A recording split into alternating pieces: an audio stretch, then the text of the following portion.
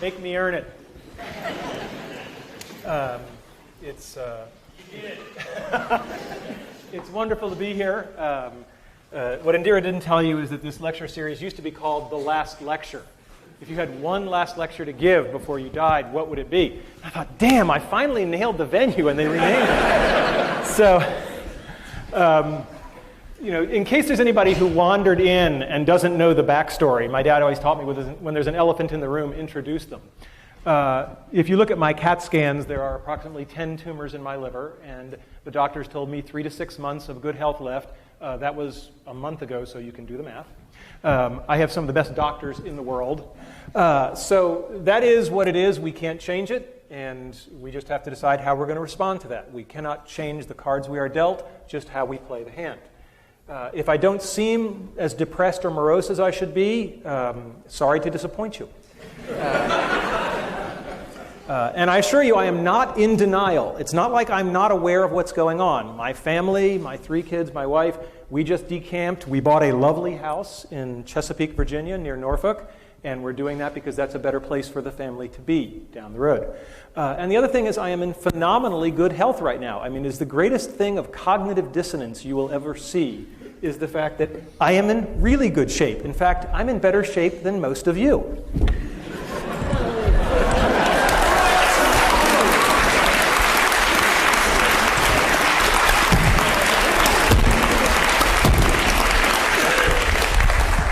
So anybody who wants to cry or pity me can come down and do a few of those, and then you may pity me. All right, so what we're not talking about today, we're not talking about cancer, because I spent a lot of time talking about that, and I'm really not interested. If you have any herbal supplements or remedies, please stay away from me. And we're not going to talk about things that are even more important than achieving your childhood dreams. We're not going to talk about my wife, we're not talking about my kids, because I'm good, but I'm not good enough to talk about that without tearing up. So we're just going to take that off the table. That's much more important. And we're not going to talk about spirituality and religion, although I will tell you that I have experienced a deathbed conversion. I just bought a Macintosh.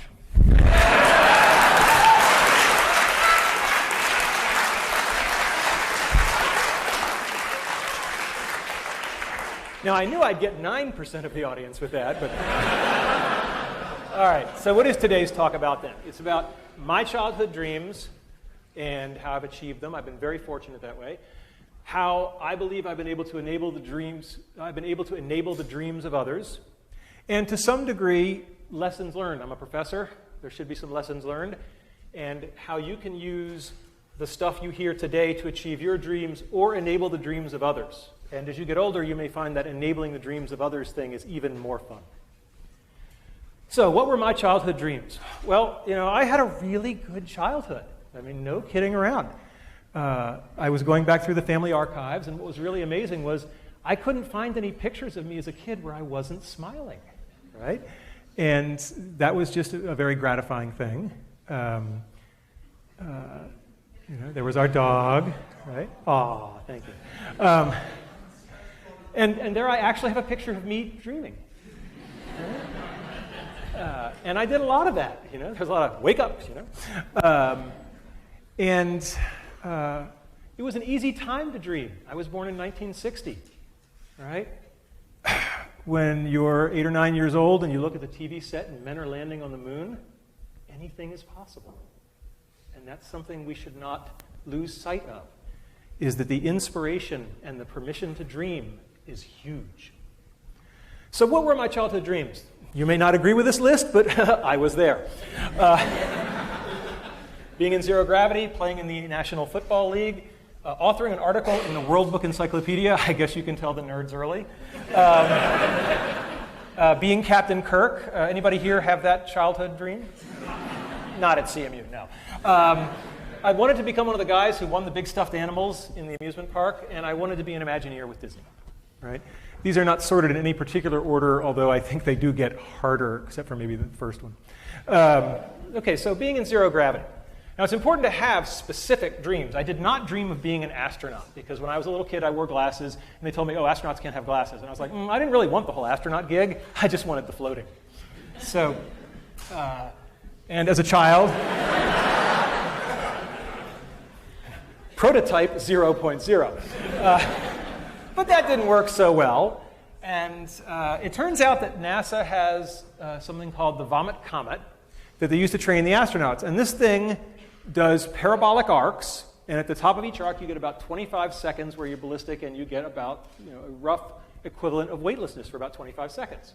And there is a program where college students can submit proposals, and if they win the competition, they get to fly. And I thought that was really cool, and we had a team, and we put a team together, and they won, and they got to fly. And I was all excited because I was going to go with them.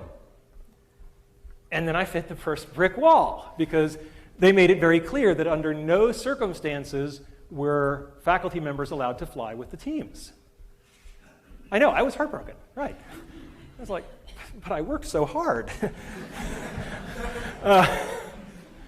And so I read the literature very carefully, and it turns out that NASA, it's part of their outreach and publicity program, and it turns out that the students were allowed to bring a local media journalist from their hometown.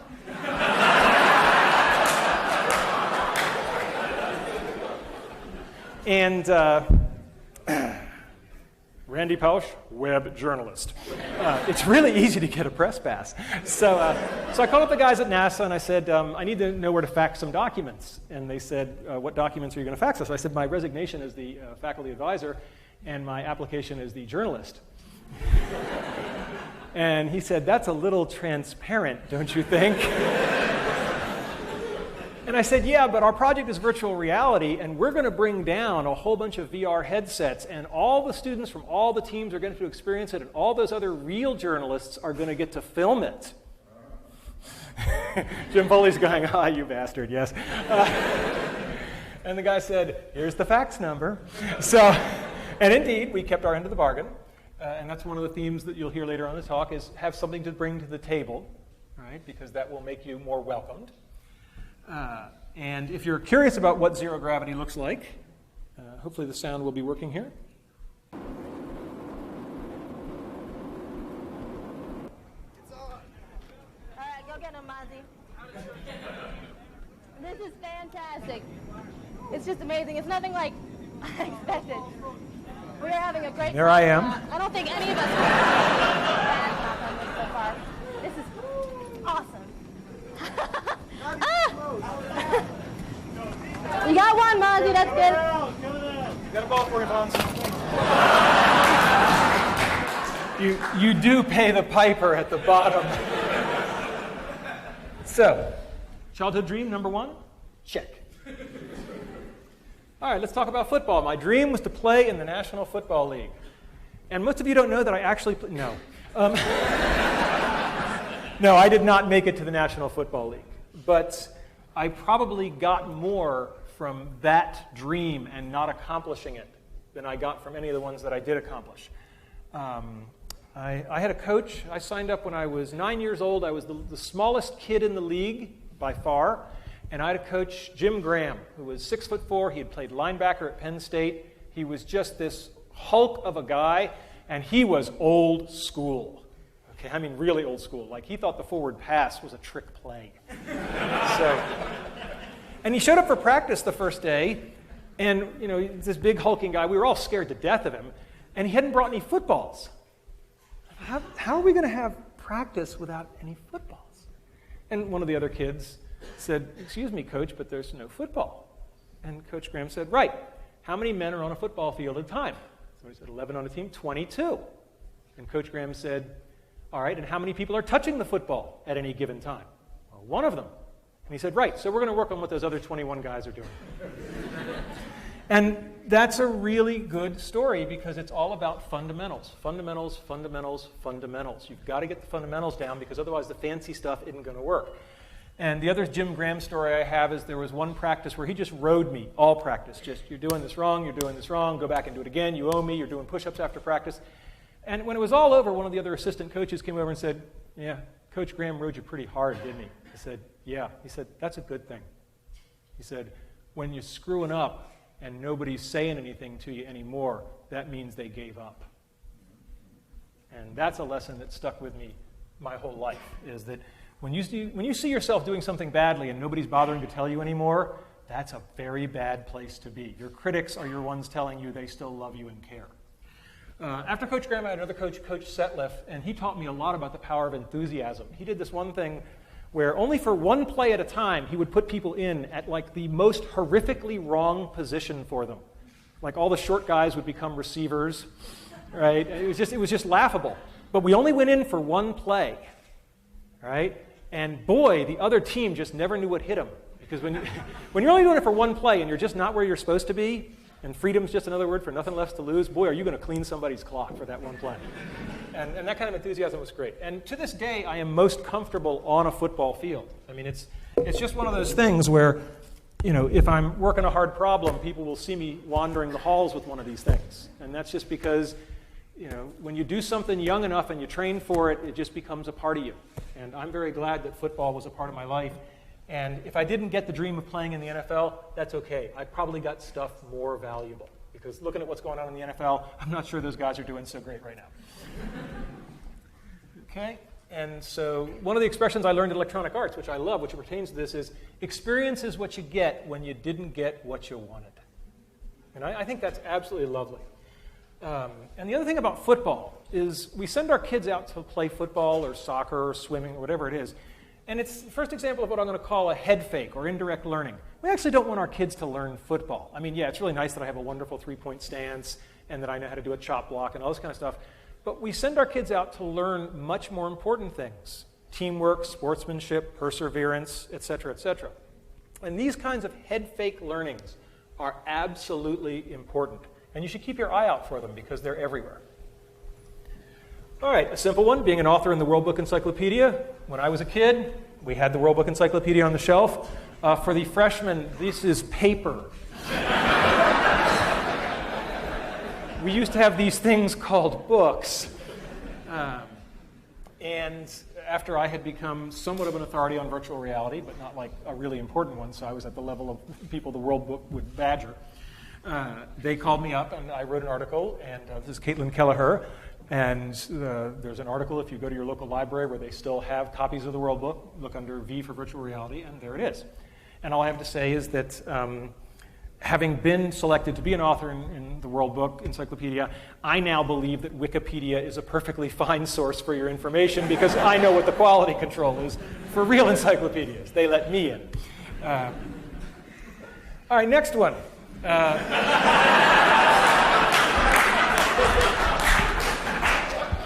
At a certain point, you just realize there's some things you're not going to do, so maybe you just want to stand close to the people. And, I mean, my God, what a role model for young people. I mean, just this is everything you want to be. And what I learned that carried me forward in leadership later is that, you know, he wasn't the smartest guy on the ship. I mean, Spock was pretty smart, and McCoy was the doctor, and Scotty was the engineer, and you sort of go, and what skill set did he have to get on this damn thing and run it? And, you know, clearly there's this skill set called leadership. And, you know, whether or not you like the series, there's no doubt that there was a lot to be learned about how to lead people by watching this guy in action. So, and he just had the coolest damn toys, right? I mean, my God, he, you know, I just thought it was fascinating as a kid that he had this thing and he could, you know, talk to the ship with it. Right? You know, I just thought that was just spectacular. And of course, now I own one and it's smaller. So that's kind of cool. So I got to achieve this dream. James T. Kirk, his alter ego, William Shatner, wrote a book, which I think was actually a pretty cool book. It was with Chip Walter, who is a Pittsburgh-based author who's quite good. And they wrote a book on basically the science of Star Trek, you know, what has come true. And they went around to top places around the country and looked at various things, and they came here to study our virtual reality setup. And so we built a virtual reality for him. It looked something like that. We put it to red alert. He was a very good sport. It's not like he saw that one coming. And it's really cool to meet your boyhood idol. But it's even cooler when he comes to you to see what cool stuff you're doing in your lab. And that was just a great moment. All right, winning stuffed animals. This This may seem mundane to you, but when you're a little kid and you see the big buff guys walking around in the amusement park and they got all these big stuffed animals, right? And this is my lovely wife. And I have a lot of pictures of stuffed animals I've won. That's my dad posing with one that I won. I've won a lot of these animals. There's my dad. He did win that one, to his credit.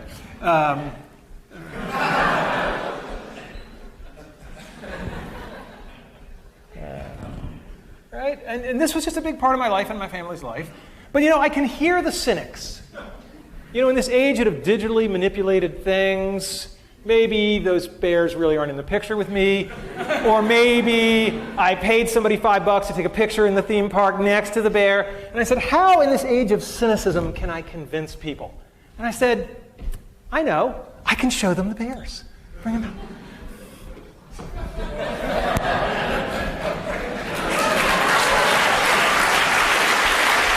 We can just put them right there. We just put them back against the wall. Jasmine. It's hard to hear you. Okay. Thanks, honey. So here's some bears. We didn't have quite enough room in the moving truck down to Chesapeake, and anybody who'd like a little piece of me at the end of this, feel free to come up. First come, first serve. All right, my next one, being an Imagineer. This was the hard one. Believe me, getting to zero gravity is easier than becoming an Imagineer. When I was a kid, I was 8 years old, and our family took a trip cross-country to see Disneyland. And if you've ever seen the movie National Lampoon's Vacation, it was a lot like that. There's a quest. And these are real vintage photographs. And there I am in front of the castle, and there I am. And for those of you who are into foreshadowing, this is the Alice ride. And I just thought this was just the coolest environment I'd ever been in. And instead of saying, gee, I want to experience this, I said, I want to make stuff like this. And so I bided my time, and then I graduated with my PhD from Carnegie Mellon, thinking that meant me infinitely qualified to do anything. And I dashed off my letters of application to Walt Disney Imagineering, and they sent me some of the damn nicest go-to-hell letters I've ever gotten. It was just, we have carefully reviewed your application, and presently we do not have any positions available which require your particular qualifications. Now think about the fact that you're getting this from a place that's famous for guys who sweep the street, right? So that was a bit of a setback. But remember, the brick walls are there for a reason, right? The brick walls are not there to keep us out. The brick walls are there to give us a chance to show how badly we want something. Because the brick walls are there to stop the people who don't want it badly enough. They're there to stop the other people. All right, fast forward to 1991. We did a system back at the University of Virginia called Virtual Reality on $5 a day. Just one of those unbelievable, spectacular things. I was so scared back in those days as a junior academic. Jim Foley's here, and I just love to tell this story. He knew my undergraduate advisor, Andy Van Dam, and I'm at my first conference, and I'm just scared to death. And this icon in the user interface community walks up to me and just out of nowhere just gives me this huge bear hug, and he says, that was from Andy. And that was when I thought, okay, maybe I can make it, all right? Maybe I do belong. And a similar story is that this was just this unbelievable hit because at the time everybody needed $500,000 to do virtual reality, and everybody felt frustrated. And we literally hacked together a system for about $5,000 in parts and made a working VR system. And people were just like, oh my God, this the Hewlett-Packard Garage thing, this is so awesome. And so I'm giving this talk, and the room has just gone wild. And during the Q&A, a guy named Tom Furness, who was one of the big names in virtual reality at the time, he goes up to the microphone and he introduces himself. And I didn't know what he looked like, but I sure as hell knew the name. And he asked a question. And I was like, I'm sorry, did you say you're Tom Furness? And he said, yes. I said, then I would love to answer your question, but first, will you have lunch with me tomorrow? And there's a lot in that little moment, right? There's a lot of humility, but also asking a person where he can't possibly say no.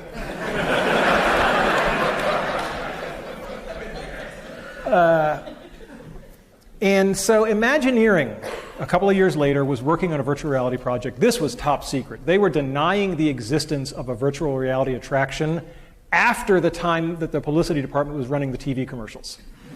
Okay, so Imagineering really had nailed this one tight. And it was the Aladdin attraction where you would fly a magic carpet. And the head-mounted display, sometimes known as Gator Vision. And so I had an in. As soon as the project had just, they started running the TV commercials. And I had been asked to brief the Secretary of Defense on the state of virtual reality. Okay, Fred Brooks and I had been asked to brief the Secretary of Defense.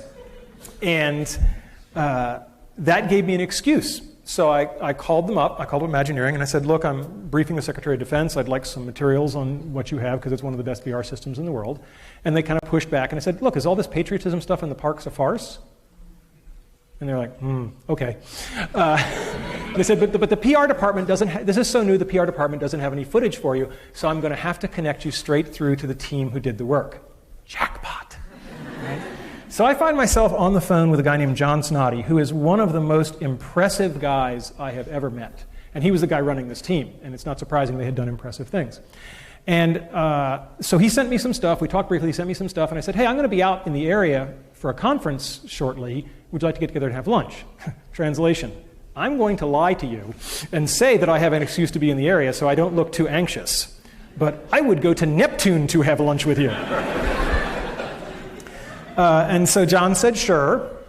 And I spent something like 80 hours talking with all the VR experts in the world, saying, if you had access to this one unbelievable project, what would you ask? And then I compiled all of that, and I had to memorize it, which anybody who knows me knows that I have no memory at all, because I couldn't go in looking like a dweeb with, hi, question 72, right? So I went in, and this was like a 2-hour lunch, and John must have thought he was talking to, some phenomenal person, because all I was doing was channeling Fred Brooks and Ivan Sutherland and Andy Van Damme and people like that, and Henry Fuchs. So it's pretty easy to be smart when you're parroting smart people. And at the end of the lunch with John, I sort of, as we say in the business, made the ask. And I said, I have a sabbatical coming up. And he said, what's that? The beginnings of the culture clash. And so I talked to him about the possibility of coming there and working with him. And he said, well, that's really good, except, you're in the business of telling people stuff, and we're in the business of keeping secrets. Right? And then what made John Snoddy was he said, but we'll work it out. Right? Which I really loved. The other thing that I learned from John Snoddy, I could do easily an hour-long talk just on what have I learned from John Snoddy. One of the things he told me was that wait long enough and people will surprise and impress you. He said, when you're pissed off at somebody and you're angry at them, you just haven't given them enough time. Just give them a little more time, and they'll almost always impress you. And that really stuck with me. I think he's absolutely right on that one. To make a long story short, we negotiated a legal contract. It was going to be the first, some people referred to it as the first and last paper ever published by Imagineering.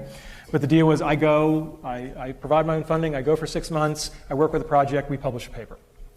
And then we meet our villain. I can't be all sweetness and light because I have no credibility. Somebody's head's going to go on a stick. Turns out that the person who gets his head on the stick is a dean back at the University of Virginia. His name is not important. Let's call him Dean Wormer.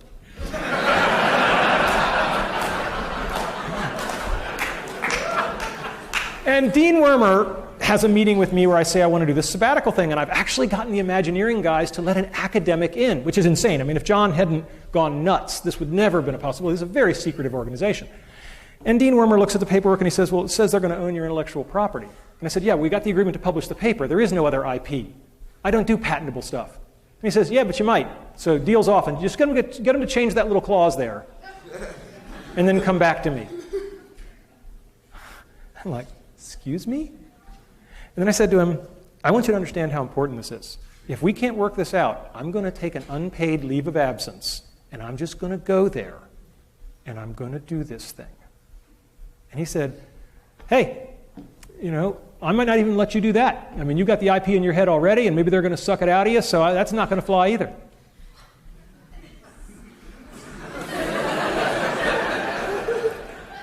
It's very important to know when you're in a pissing match. and it's very important to get out of it as quickly as possible. So I said to him, well, let's back off on this. Do we think this is a good idea at all? He said, I have no idea if this is a good idea. I was like, okay, well, we've got common ground there. Then I said, well, is this really your call? Isn't this the call of the Dean of Sponsored Research, if it's an IP issue? And he said, yeah, that's true. I said, so if he's happy, you're happy? Yeah, then I'd be fine. Like Wile E. Coyote, a little. And I find myself in Gene Block's office, who's the most fantastic man in the world. And I start talking to Gene Block, and I say, let's start at the high level, since I don't want to have to back out again. So let's start at the high level. Do you think this is a good idea? He said, well, if you're asking me if it's a good idea, I don't have very much information. All I know is that one of my star faculty members is in my office, and he's really excited, so tell me more. Here's a lesson for everybody in administration. They both said the same thing. But think about how they said it. Right? I don't know. Well, I don't have much information, but one of my star faculty members is here, and he's all excited, so I want to learn more. They're both ways of saying I don't know, but boy, there's a good way and a bad way. So anyway, we got it all worked out. I went to Imagineering, sweetness and light, and all's well that ends well. Some brick walls are made of flesh. So I worked on the Aladdin project. It was absolutely spectacular. I mean, just unbelievable. Here's my nephew Christopher. This was the apparatus. You would sit on this sort of motorcycle type thing, and you would steer your magic carpet, and you would put on the head-mounted display. The head-mounted display was very interesting. It had two parts, and it was a very, very clever design. To get throughput through, the only part that touched the guest's head was this little cap, and everything else clicked onto it, all the expensive hardware. So you could replicate the caps because they were basically free to manufacture. And this is what I really did, as I was a cap cleaner during this event. I loved Imagineering. It was just a spectacular place. Just spectacular. Everything that I had dreamed. I love the model shop. People crawling around on things the size of this room that are just big physical models. It was just an incredible place to walk around and be inspired. I'm always reminded when I went there and people said, do you think the expectations are too high? And I said, you ever see the movie Charlie and the Chocolate Factory, Willy Wonka and the Chocolate Factory, where Gene Wilder says to the little boy Charlie, he's about to give him the chocolate factory, he says, well, Charlie, did anybody ever tell you the story of the little boy who suddenly got everything he ever wanted?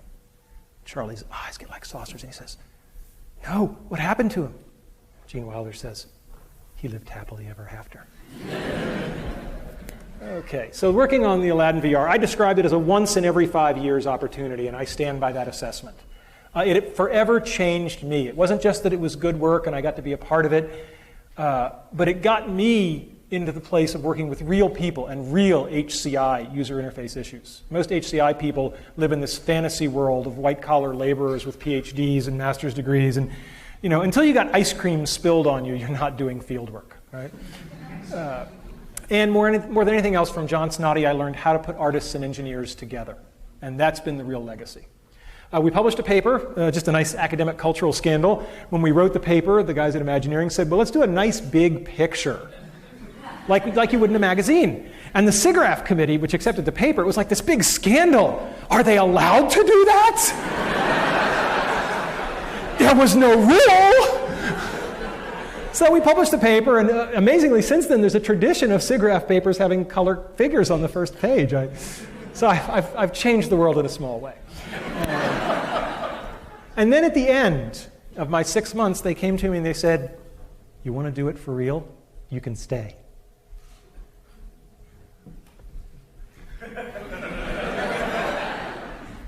And I said no.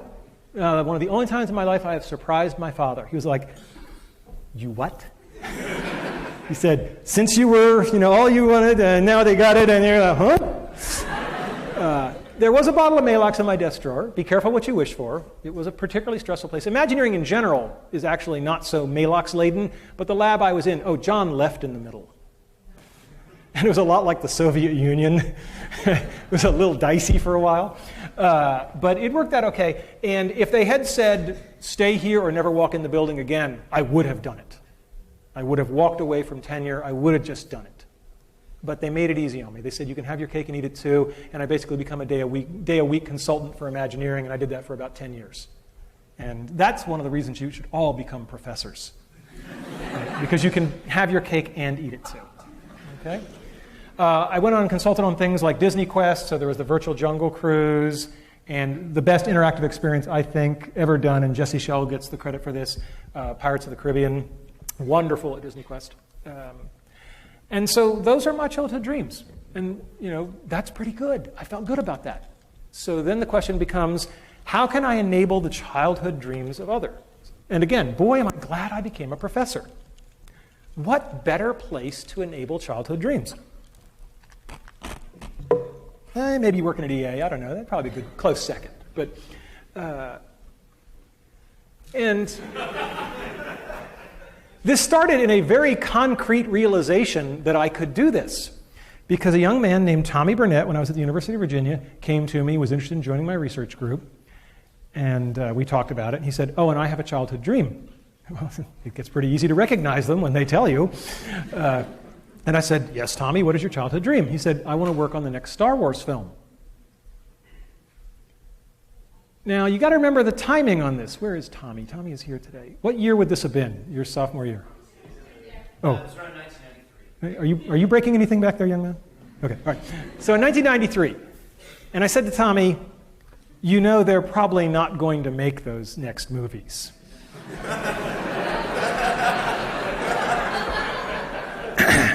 And he said, no, they are.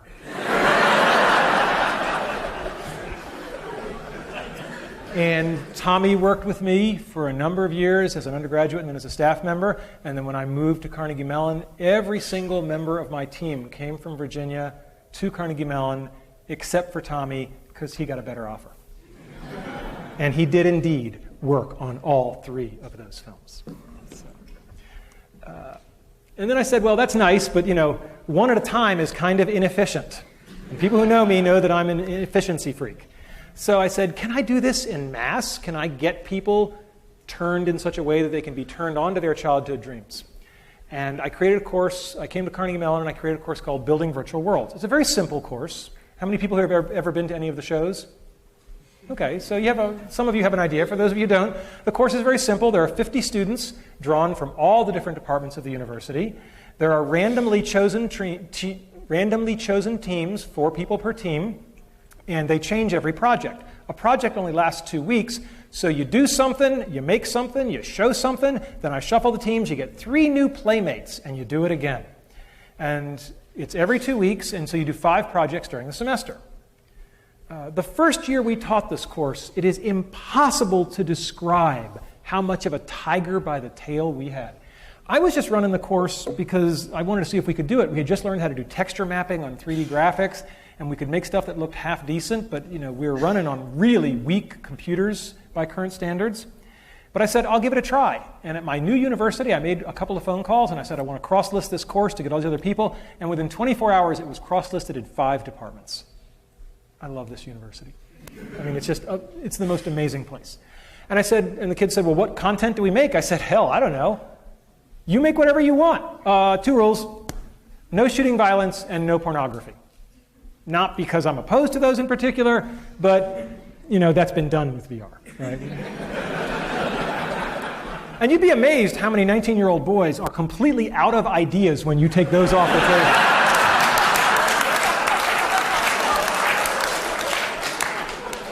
Anyway, so I taught the course. The first assignment, I gave it to them. They came back in 2 weeks, and they just blew me away. I mean, the work was so beyond, literally, my imagination. Because I'd copied the process from Imagineering's VR lab, but I had no idea what they could or couldn't do with it as undergraduates and how, because their tools were weaker. And they came back in the first assignment, and they did something that was so spectacular that I literally did 10 years as a professor, and I had no idea what to do next. So I called up my mentor. I called up Andy Van Dam.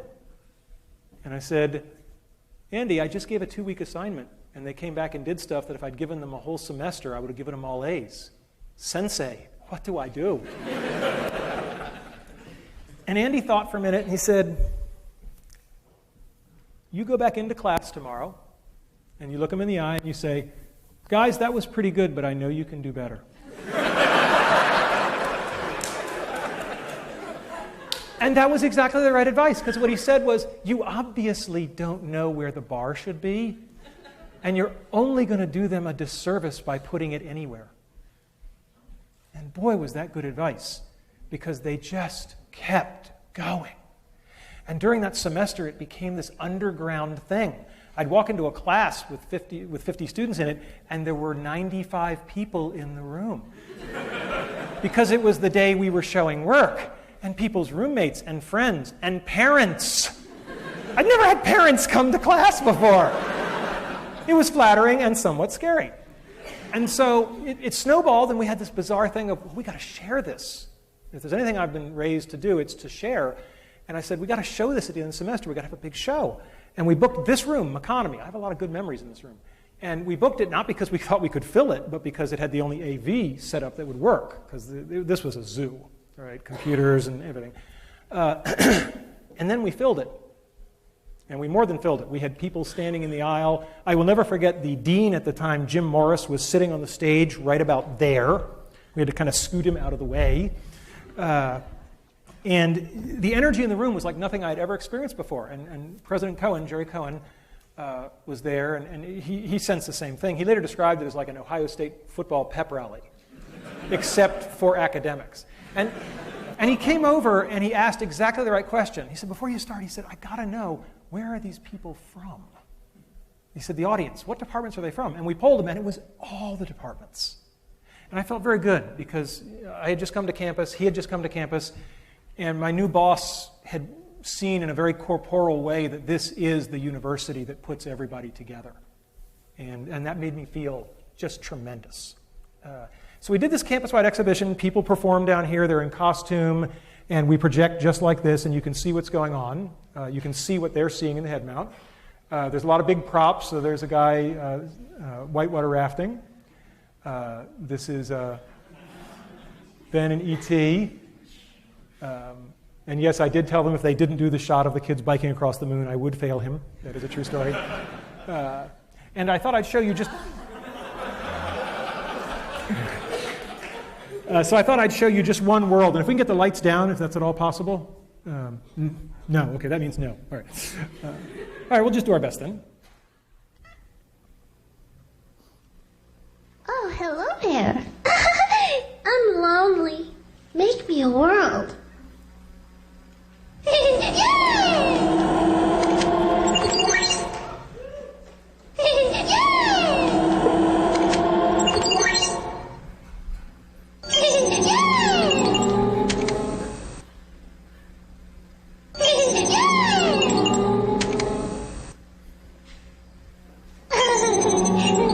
me some trees.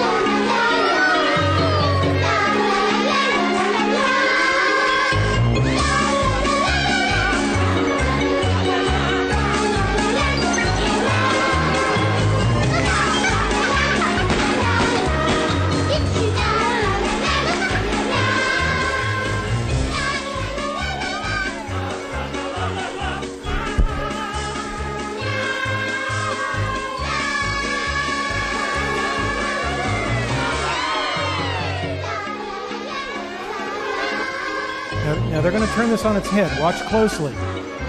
The world doesn't want to go on to the next thing in the show. So she's ready to move on, and it's not.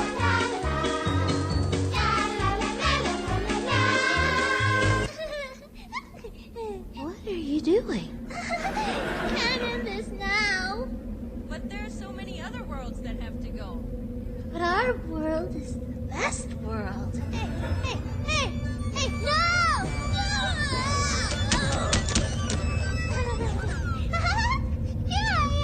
We're gonna shut you down. Control Alt Delete. Not Control Alt Delete.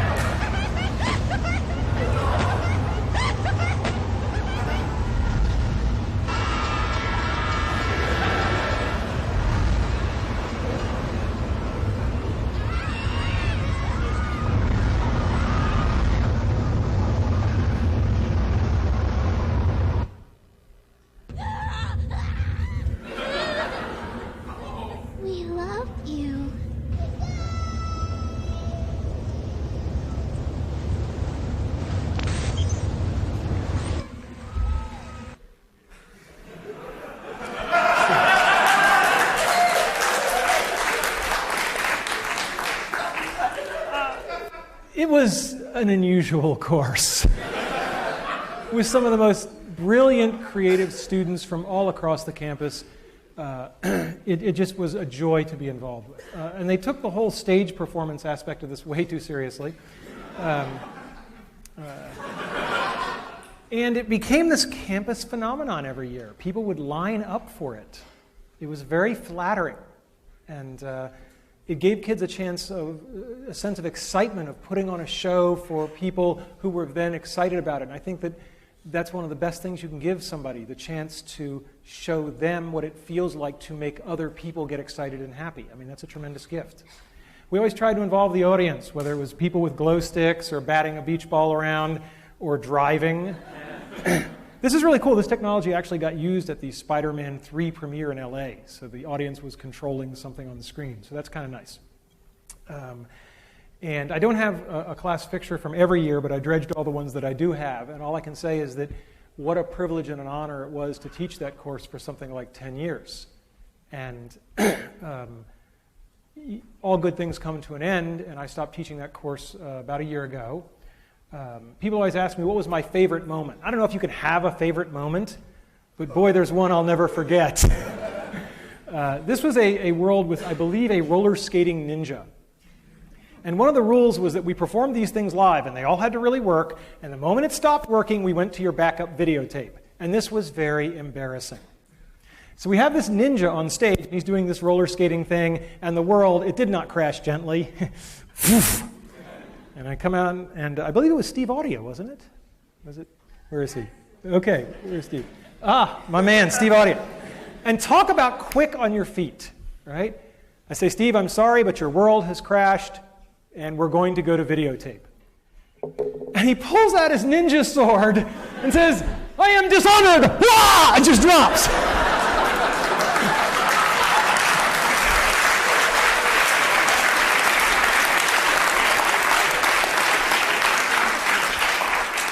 And so I think it's very telling that my favorite moment in 10 years of this high technology course was a brilliant ad lib.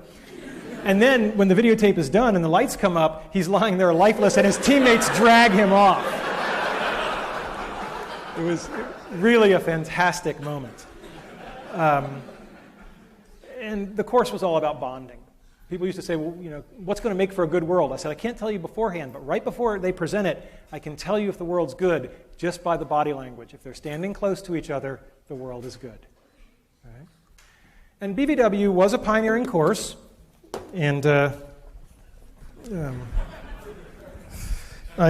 won't bore you with all the details, but it wasn't easy to do.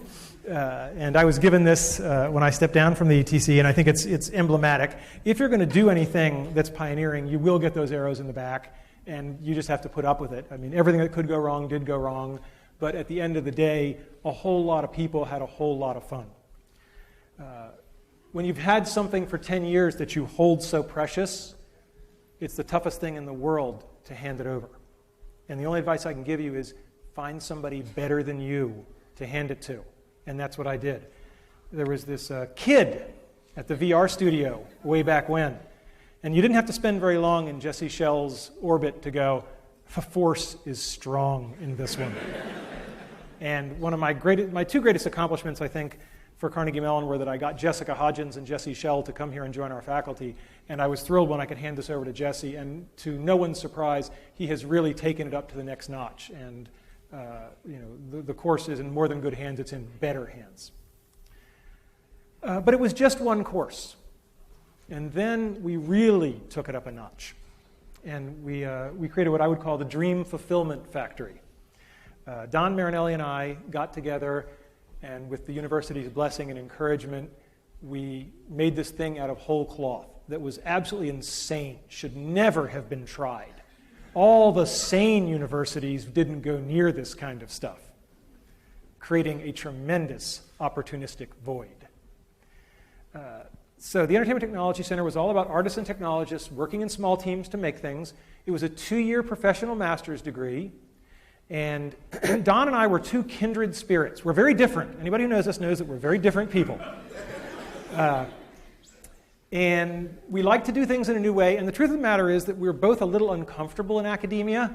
I used to say that I'm uncomfortable as an academic because I come from a long line of people who actually worked for a living. So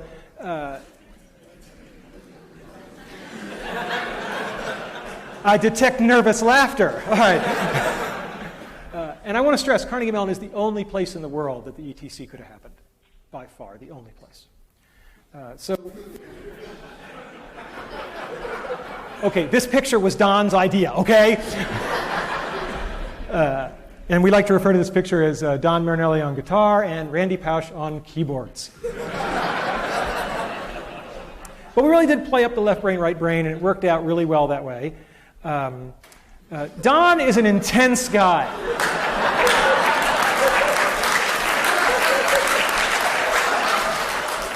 And Don and I shared an office. And at first it was a small office. We shared an office for 6 years. Right? Now, those of you who know Don know he's an intense guy. Right? And, given my current condition, somebody was asking me, this is a terrible joke, but I'm going to use it anyway. Because I know Don will forgive me. Somebody said, given your current condition, have you thought about whether you're going to go to heaven or hell? And I said, I don't know, but if I'm going to hell, I'm due 6 years for time served. But I kid. Sharing an office with Don was really like sharing an office with a tornado, right? There was just so much energy, and you never knew which trailer was next, right? But you knew something exciting was going to happen. And there was so much energy. And I do believe in giving credit where credit is due. So in my typically visual way, right? If Don and I were to split the success for the ETC, he clearly gets the lion's share of it. He did the lion's share of the work. Okay, he had the lion's share of the ideas. It was a great teamwork. I think it was a great yin and a yang, but it was more like yin and yang. Right? And he deserves that credit, and I give it to him because the ETC is a wonderful place. And he's now running it, and he's taking it global. We'll talk about that in a second. Describing the ETC is really hard, and I finally found a metaphor. Telling people about the ETC is like describing Cirque du Soleil if they'd never seen it. Sooner or later, you're going to make the mistake. You're going to say, well, it's like a circus. And then you're dragged into this conversation about, oh, how many tigers, how many lions, right? How many trapeze acts? And that misses the whole point. So when we say we're a master's degree, we're really not like any master's degree you've ever seen. Here's the curriculum.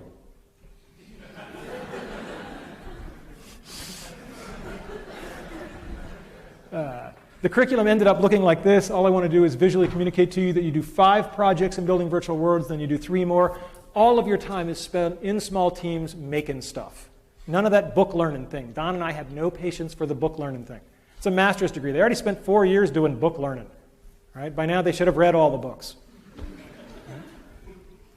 The keys to success were that Carnegie Mellon gave us the reins.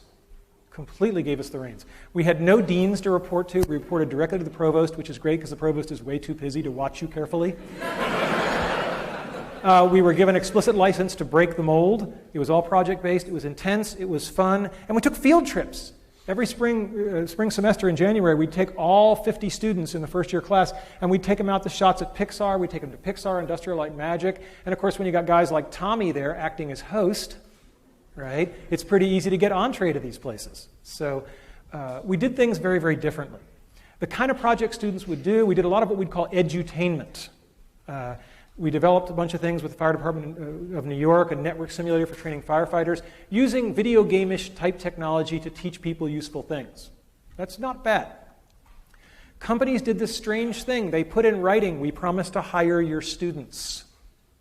I've got the EA and Activision ones here. I think there are now, how many? 5? I was going to say, Drew knows, I bet.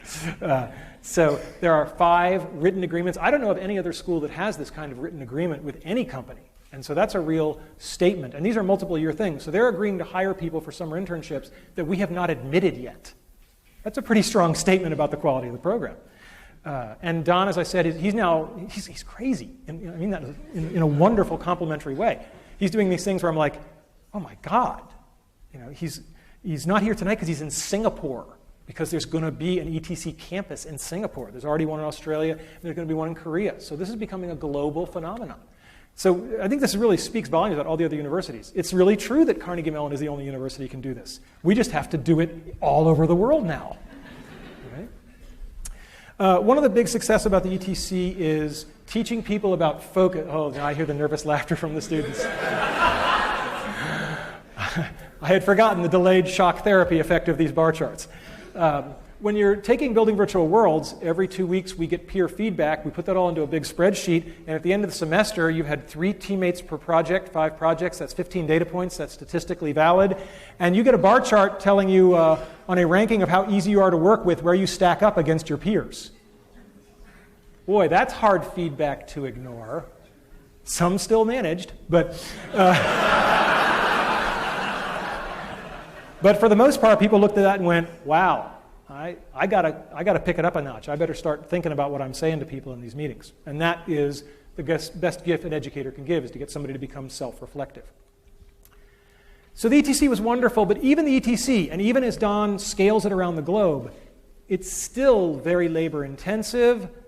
You know, it's not Tommy 1 at a time. It's not a research group 10 at a time.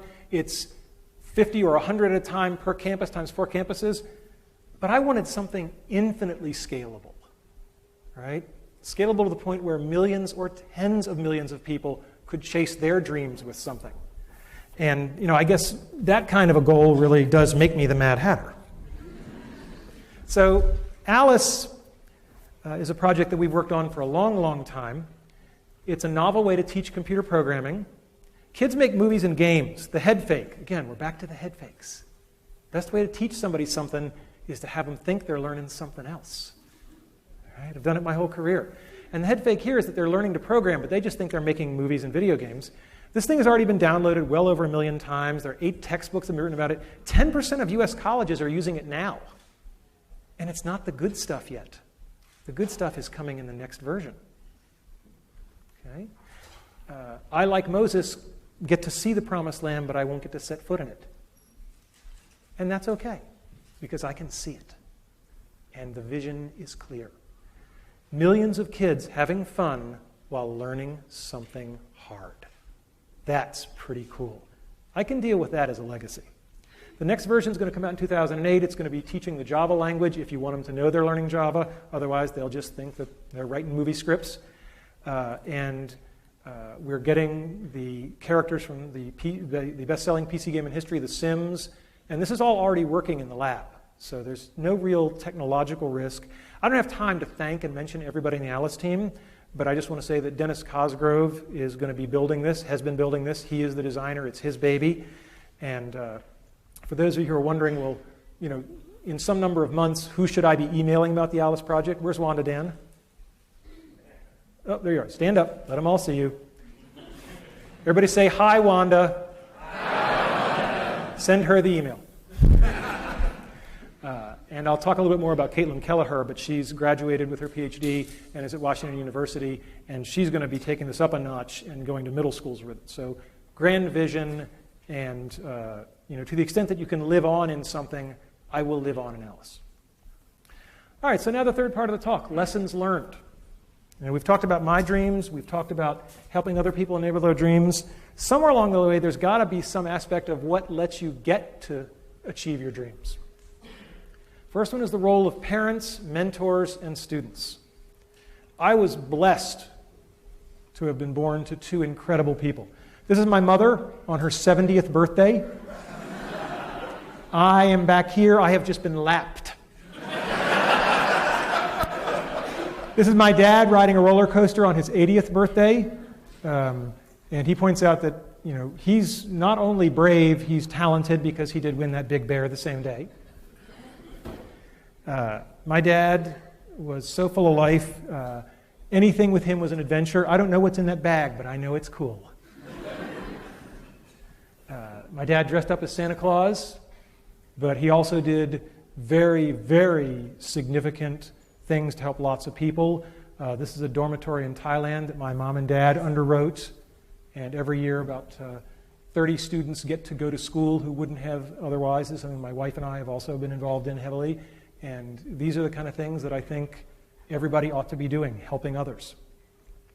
But the best story I have about my dad is, unfortunately, my dad passed away a little over a year ago, and when we were going through his things, he had fought in World War II in the Battle of the Bulge, and when we were going through his things, we found out he had been awarded the Bronze Star for Valor. My mom didn't know it. In 50 years of marriage, it had just never come up. My mom. Mothers are people who love you even when you pull their hair. And I have two great mom stories. When I was here studying to get my PhD and I was taking something called the theory qualifier, which I can definitively say is the second worst thing in my life after chemotherapy. And I was complaining to my mother about how hard this test was and how awful it was. And she just leaned over and she patted me on the arm and she said, "We know how you feel, honey. And remember, when your father was your age, he was fighting the Germans."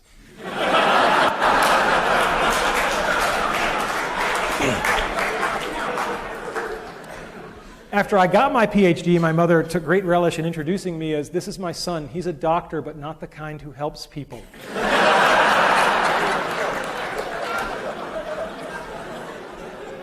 These slides are a little bit dark, but when I was in high school, I decided to paint my bedroom.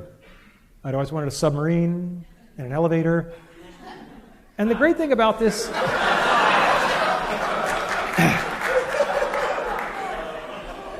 What can I say? And the great thing about this is they let me do it. And they didn't get upset about it, and it's still there. If you go to my parents' house, it's still there. And anybody who is out there who is a parent, if your kids want to paint their bedroom, as a favor to me, let them do it. Okay, it'll be okay. Don't worry about resale value on the house. Other people who help us besides our parents, our teachers, our mentors, our friends, our colleagues. God, what is there to say about Andy Van Dam?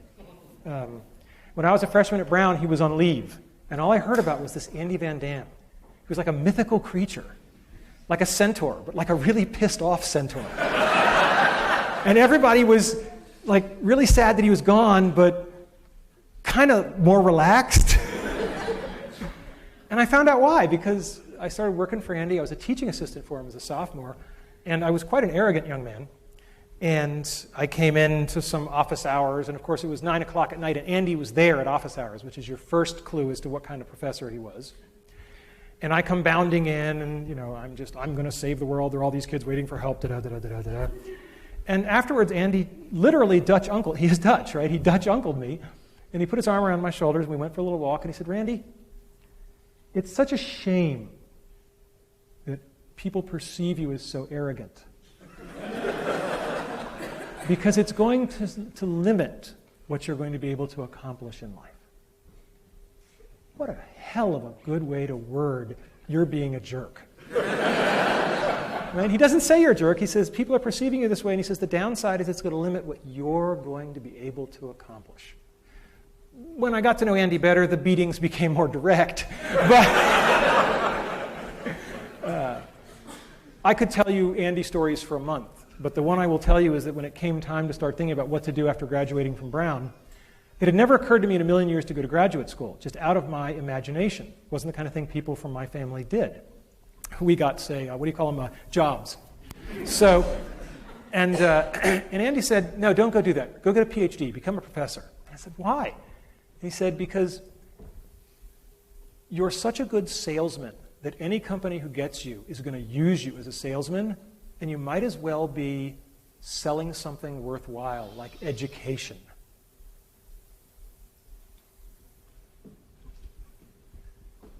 Thanks. Andy was my first boss, so to speak. I was lucky enough to have a lot of bosses. That red circle was way off. Al's over here. I don't know what the hell happened there. He's probably watching this on the webcast going, "My God, he's targeting, and he still can't aim." All right. I don't want to say much about the great bosses I've had, except that they were great. And I know a lot of people in the world have had bad bosses, and I haven't had to endure that experience, and I'm very grateful to all of the people that I ever had to report to. They've just been incredible. But it's not just our bosses. We learn from our students. I think the best head fake of all time comes from Dr. Caitlin Keller, who just finished up here and is starting at Washington University. And she looked at Alice when it was an easier way to learn to program, and she said, "Yeah, but why is that fun?" I was like, "Well, because I'm a compulsive male, like to make the little toy soldiers move around by my command, and that's fun." She was like, And she was the one who said, no, we'll just approach it all as a storytelling activity.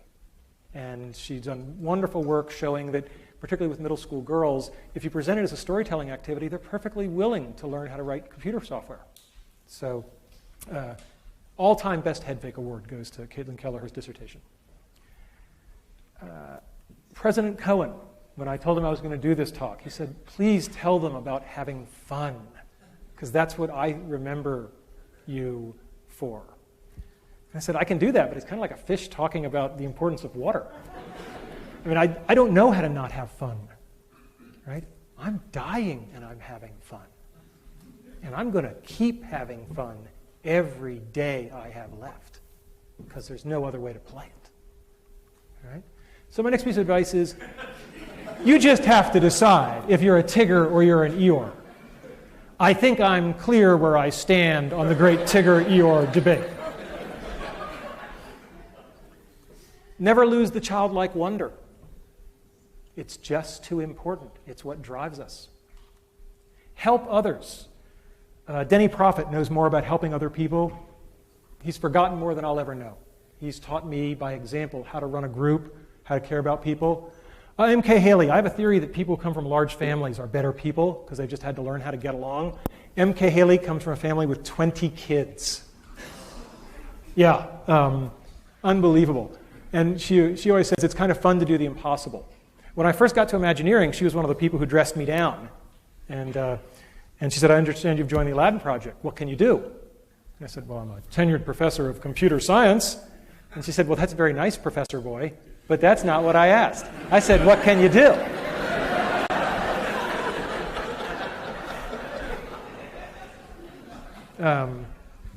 And, you know, I mentioned sort of my working class roots.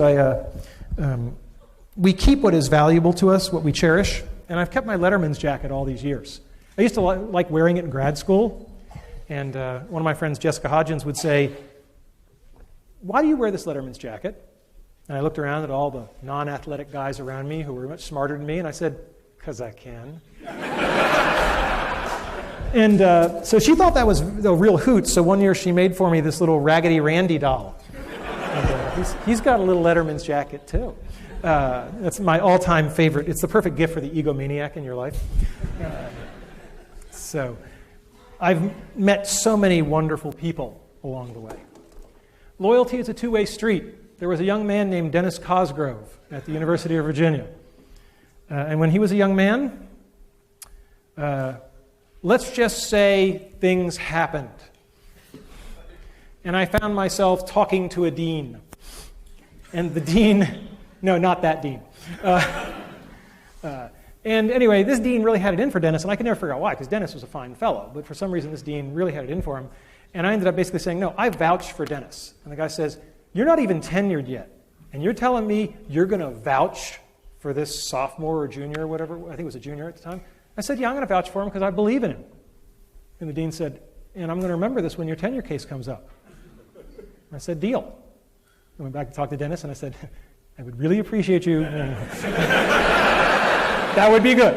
But loyalty is a two-way street. I mean, that was God knows how many years ago, but that's the same Dennis Cosgrove who's carrying Alice forward.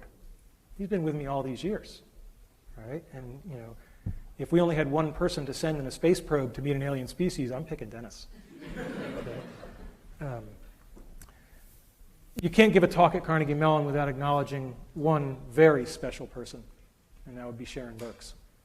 I mean, I joked with her. I said, well, look, if you're retiring, it's just not worth living anymore. Sharon is so wonderful, it's beyond description. And for all of us who've been helped by her, it's just indescribable. I love this picture because it puts her together with Syl. And Syl is great because Syl gave the best piece of advice, pound for pound, that I have ever heard. And I think all young ladies should hear this. Syl said, it took me a long time, but I finally figured it out. When it comes to men that are romantically interested in you, it's really simple. Just ignore everything they say and only pay attention to what they do. It's that simple. It's that easy. And I thought back to my bachelor days, and I said, damn. Never give up. I didn't get into Brown University. It was on the wait list. I called them up, and they eventually decided that it was getting really annoying to have me call every day, so they let me in. At Carnegie Mellon, I didn't get into graduate school. Andy had mentored me. He said, go to graduate school, you're going to go to Carnegie Mellon. All my good students go to Carnegie Mellon.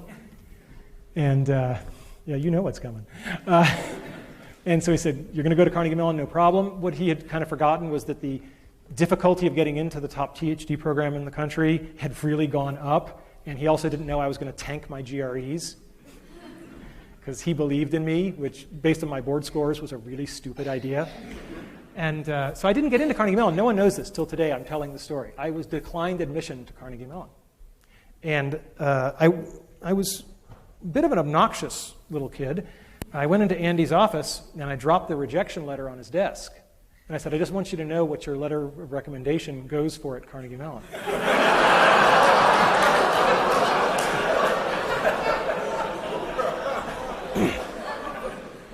And before the letter had hit his desk, his hand was on the phone, and he said, I will fix this. And I said, no, I don't want to do it that way. That's not the way I was raised. You know, maybe some other graduate schools will see fit to admit me. And he said, look, Carnegie Mellon's where you're going to be. He said, I tell you what, I'll make you a deal. Go visit the other schools, because I did get into all the other schools. He said, go visit the other schools, and if you really don't feel comfortable at any of them, then will you let me call Nico? Nico being Nico Haberman. And I said, okay, deal. I went to the other schools without naming them by name. Berkeley, Cornell. They managed to be so unwelcoming that I found myself saying to Andy, you know, I'm going to go get a job. And he said, no, you're not. And he picked up the phone, and he talked in Dutch. And he hung up the phone, and he said, Nico says if you're serious, be in his office tomorrow morning at 8 a.m. And for those of you who know Nico, this is really scary. So I'm in Nico Haberman's office the next morning at 8 a.m., and he's talking with me. And frankly, I don't think he's that keen on this meeting. I don't think he's that keen at all. And he says, Randy, why are we here? And I said, because Andy phoned you? And I said, well, since you admitted me, I have won a fellowship. The Office of Naval Research is a very prestigious fellowship. I've won this fellowship, and that wasn't in my file when I applied. And Nico said, a fellowship, money, we have plenty of money. That was back then. And he said, we have plenty of money. Why do you think having a fellowship makes any difference to us? And he looked at me. There are moments that change your life. And 10 years later, if you know, in retrospect, it was one of those moments, you're blessed. But to know it at the moment, with Nico staring through your soul. And I said, I didn't mean to imply anything about the money. It's just that it was an honor. There were only 15 given nationwide. And I did think it was an honor that would be something that would be meritorious. And I apologize if that was presumptuous. And he smiled. And that was good. So, how do you get people to help you? You can't get there alone. People have to help you, and I do believe in karma. I believe in paybacks. You get people to help you by telling the truth, being earnest. I'll take an earnest person over a hip person every day, because hip is short-term. Earnest is long-term. Apologize when you screw up, and focus on other people, not on yourself. And I thought, how do I possibly make a concrete example of that? Do we have a concrete example of focusing on somebody else over there? Can we bring it out? See, yesterday was my wife's birthday. If there was ever a time I might be entitled to have the focus on me, it might be the last lecture. But no, I feel very badly that my wife didn't really get a proper birthday, and I thought it'd be very nice if 500 people...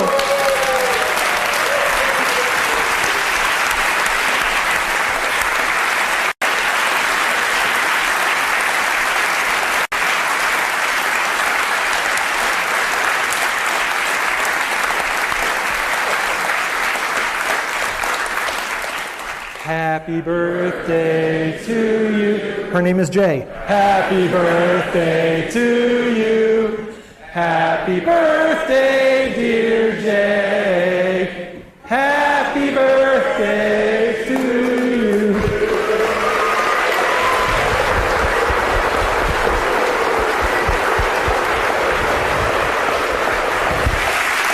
Gotta blow it out.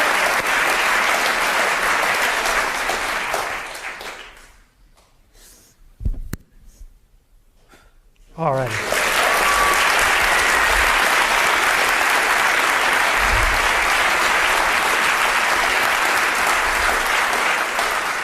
And now you all have an extra reason to come to the reception.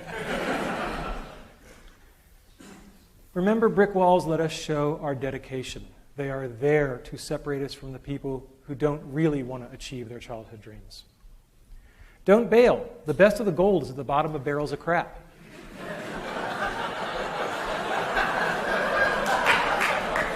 What Steve didn't tell you was the big sabbatical at EA. I'd been there for 48 hours, and they loved the ETC. We were the best. We were the favorites. And then somebody else pulled me aside and said, oh, by the way, we're about to give $8 million to USC to build a program just like yours. We're hoping you can help them get it off the ground.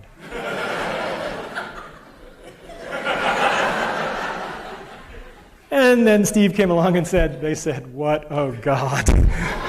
And to quote a famous man, I will fix this. And he did. Steve has been an incredible partner, and we have a great relationship, personal and professional, and he has certainly been point man on getting a gaming asset to help teach millions of kids. And, that's just incredible. But, it certainly would have been reasonable for me to leave 48 hours into that sabbatical, but it wouldn't have been the right thing to do. And when you do the right thing, good stuff has a way of happening. Get a feedback loop and listen to it. Your feedback loop can be this dorky spreadsheet thing I did, or it can just be one great man who tells you what you need to hear. The hard part is the listening to it. Anybody can get chewed out, right? It's the rare person who says, oh my God, you're right, as opposed to, no, wait, the real reason is, right? We've all heard that. When people give you feedback, cherish it and use it. Show gratitude. When I got tenure, I took all of my research team down to Disney World for a week. And one of the other professors at Virginia said, how can you do that? I said, these people just busted their ass and got me the best job in the world for life. How could I not do that? Right? Don't complain, just work harder. All right? It's a picture of Jackie Robinson. It was in his contract not to complain, even when the fans spit on him. Right? Be good at something. It makes you valuable. Work hard. I got tenure a year early, as Steve mentioned. Junior faculty members used to say to me, wow, you got tenure early. What's your secret? I said, it's pretty simple. Call me any Friday night in my office at 10 o'clock and I'll tell you. Find the best in everybody. One of the things that John Snoddy, as I said, told me is that you might have to wait a long time, sometimes years, but people will show you their good side. Just keep waiting, no matter how long it takes. No one is all evil. Everybody has a good side. Just keep waiting. It will come out. And be prepared. Luck is truly where preparation meets opportunity. So today's talk was about my childhood dreams, enabling the dreams of others, and some lessons learned. But did you figure out the head fake? It's not about how to achieve your dreams. It's about how to lead your life. If you lead your life the right way, the karma will take care of itself. The dreams will come to you. Have you figured out the second head fake? Talk's not for you. It's for my kids. Thank you all. Good night.